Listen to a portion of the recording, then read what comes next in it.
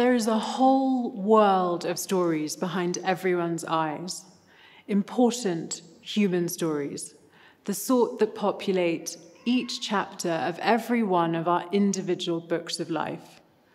My job is to bring the unheard stories, the silenced memoirs of survival, to light. As a human rights barrister, I spend my days in a powder-white horsehair wig and a floor-length black gown. I'm a storyteller of the lesser-heard human stories. I share stories of pain, of struggle, of love, and of family to persuade a court of decision-makers that each protagonist of every story is entitled to access basic rights, even though they may have dared to cross a border. I want to share a story with you today that will make us journey into the messy, unseen, rightsless corners of the world that migrants are relegated to. A story that will shine a light on the machinery built in the palaces of power and deployed to divide us. But this isn't a migrant story. This is a human story. And we start with Layla. Hers isn't a particularly unusual story. Layla's from Syria. Her grandparents were well-regarded business people in Aleppo. She describes her grandfather as having well-polished shoes, a booming voice, and a shiny gold watch which jangles just a little with every step he takes. The courtyard of Layla's parents' house in Syria would become entirely infused with the powerful scent of orange blossom every spring. If she closes her eyes now, she can almost taste that hot, sweet scent in the air of home. In August 2013, the month that Layla arrived in the UK, Oxford University conducted a study, and after analysing 58,000 newspaper articles, found that the word illegal was the most common descriptor for migrant. That was the world Layla's journey of refuge thrust her into. That world, our world, has almost 80 million people who've been forced to flee their homes. Yet now, more than ever before in human history, we have a global rhetoric around migration that stokes fear and division. The word migrant, it's a simple word, described as one who moves, either temporarily or permanently, from one place to another. Simple. Yet now the mere whisper of the word immediately stirs conflict around a dinner table. Our television screens are used to emblazoning migrants likened to criminals, cockroaches, vermin even, in technicolor. Last summer alone, those who walk Westminster's corridors of power used the words swarms, invasion, and floods to describe boats of desperate children, cold, crying, and dying, seeking sanctuary at our shores. This language casts people who move as other, as undesirables who exist outside of our society, a criminal element, a threat to security, a drain on valuable resources. They are attacking our land, our values, our rights, as if the very concept of a person who moves represents a foreign power waging war, and that justifies a state-sponsored attack. And so Layla, a brave, talented Syrian young woman, becomes tarred with the same powerful rhetorical brush of being just another parasitic, dangerous, asylum-seeking other. Words can dehumanize entire groups of people, swallow up and silence scores of untold stories, and in doing so, normalize removing rights from vulnerable groups. The way we allow people who move to be talked about dictates the way we allow people to be treated. But that's words. What about action? Why should we care? After all, they exist outside of our protective cloak of citizenship rights.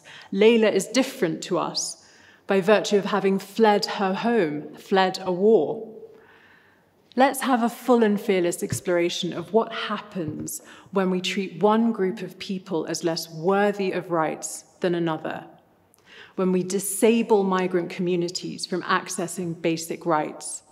And let's see how different Layla's position really is to ours. Layla's many things. She's a survivor of war, an individual with an entirely legal right to claim asylum, and someone who hasn't been accused of any criminality. Yet purely because she is an asylum seeker, she doesn't enjoy the automatic luxury of liberty.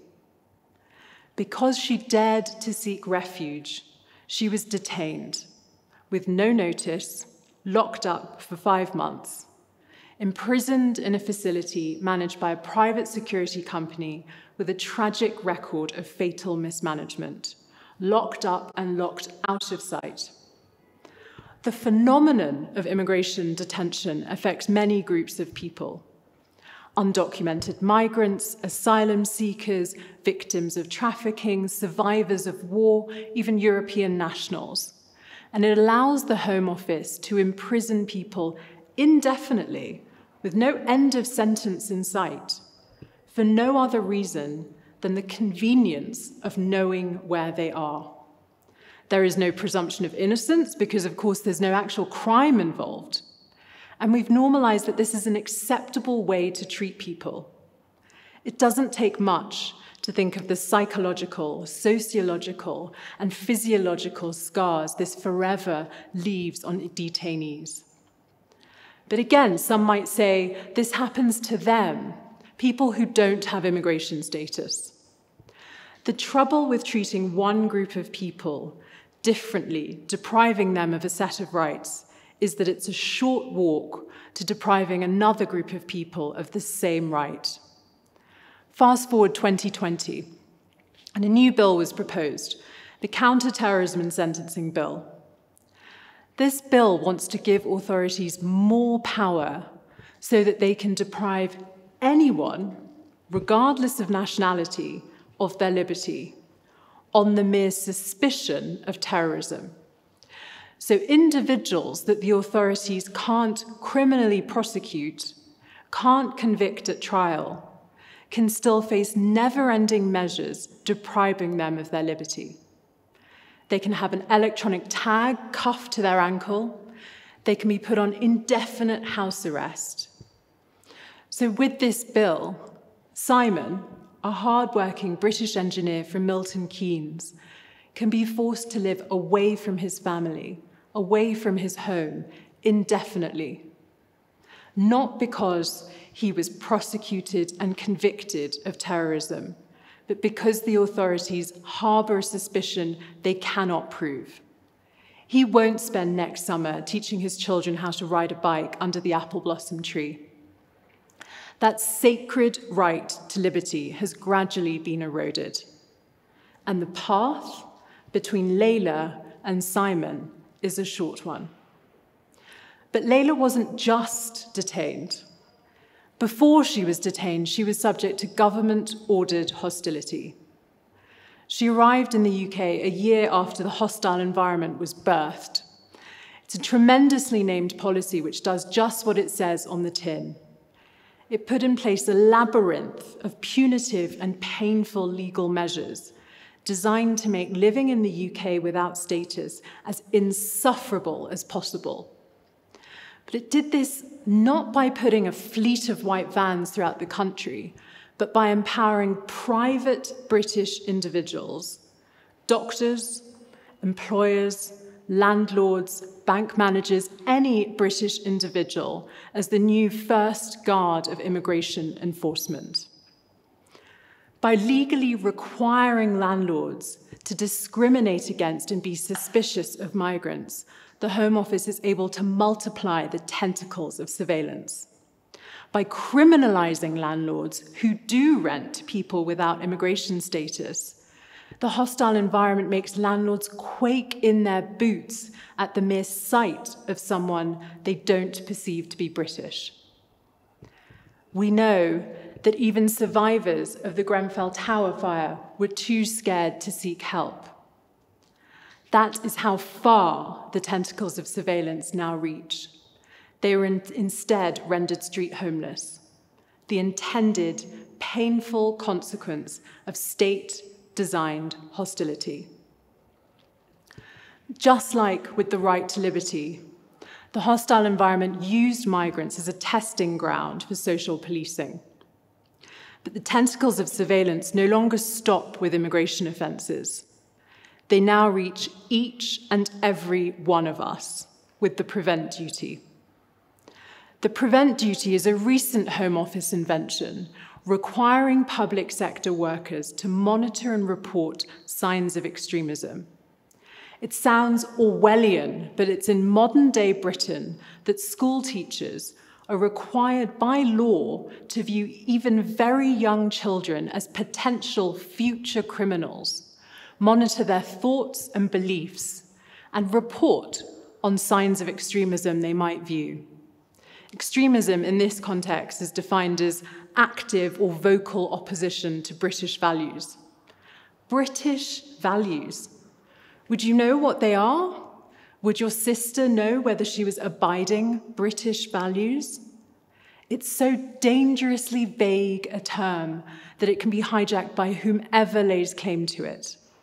What extremism is defined by whomever is in power, which is why in 2020, Extinction Rebellion were formally classified as an extremist group. Young people protesting for a cleaner, greener future were seen to be other to British values, were seen to be practicing ideological extremism.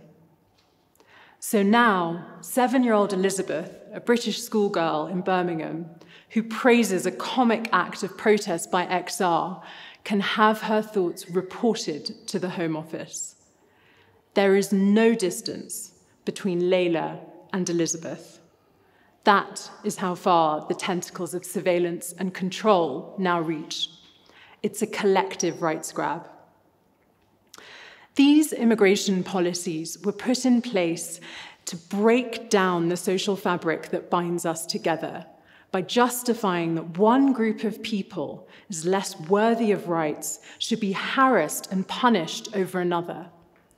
There is no breathless horror when we hear of migrants' rights being removed. And we're quick to forget that by allowing the authorities to remove rights from one group of people gives authorities permission to remove the same right from other groups. So what do we do? What do we do about these tools of oppression hiding in plain sight? Injustice thrives in the darkness. Sunlight is the best disinfectant. We have to keep shining a light on the darkest, messiest, unseen corners of society, telling and retelling invisibilized stories until they no longer feel other. Here's the part of the journey where I get to give you some good news. It's working. We've seen an unprecedented movement in recent years of people coming out in support of migrants as people who move, people. Thousands have come out and come together, been vigilant, protested against anti-migrant and racist policies, and in doing so have uplifted quietened voices and shared untold stories. With or without wig and gown, we are all storytellers and advocates, and is more crucial now than ever to dare to speak truth to power. We must remember that when we speak of migrants' rights, we're speaking of human rights. Layla's rights are our rights. Her orange blossom courtyard is Simon's apple blossom garden. Her love of X Factor is Elizabeth's love of Bake Off. Her story is our story. Her rights are our rights. So as we journey back now to our own stories from this place of rightslessness, I'll leave you to quietly question whether in 2030 you can be absolutely certain that you will still be cocooned in a protective blanket of citizenship rights. whether those quiet nuggets of thought you dare to whisper, the little complaints you make of this government, won't be heard, misheard, and misused against you, and whether in your story there will be any real distance between you and Layla, who stands in that messy, uncertain space of rightslessness, just because she dared to cross a border.